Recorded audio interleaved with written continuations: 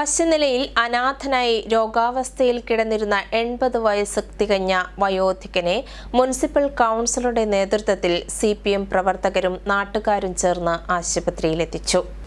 അവശനിലയിൽ അനാഥനായി രോഗാവസ്ഥയിൽ കിടന്നിരുന്ന 80 വയസ്സ് കഴിഞ്ഞ വയോധികനെ മുനിസിപ്പൽ കൗൺസിലറുടെ നേതൃത്വത്തിൽ CPM പ്രവർത്തകരും നാട്ടുകാരും ചേർന്ന് ആശുപത്രിയിലെത്തിച്ചു.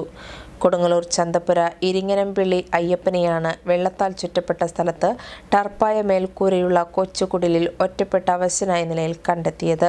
ഒരാഴ്ചയായി ഭക്ഷണം കഴിക്കാതെ കിടപ്പിലായിരുന്നു.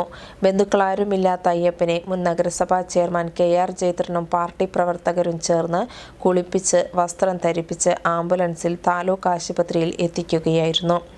സ്വന്തമായി സ്ഥലമുള്ളതിനാൽ ലൈഫ് പദ്ധതിയിൽ വീട് നൽകാൻ നഗരസഭ തയ്യാറായെങ്കിലും അയ്യപ്പന്റെ പിടിവാശിയിൽ വീട് സ്വീകരിക്കാൻ കൂട്ടാക്കിയില്ല. ഭക്ഷണത്തോട് താല്പര്യം കുറഞ്ഞ ഈ വയോധികന് കട്ടൻ ചായയാണ് ഇഷ്ടഭക്ഷണം. Party local committee member KK Hashiq, Aneesh Moolepparambil, branch secretary CA Ashraf, VS Fasaluddeen, VM Mani എന്നിവർ നേതൃത്വം നൽകി.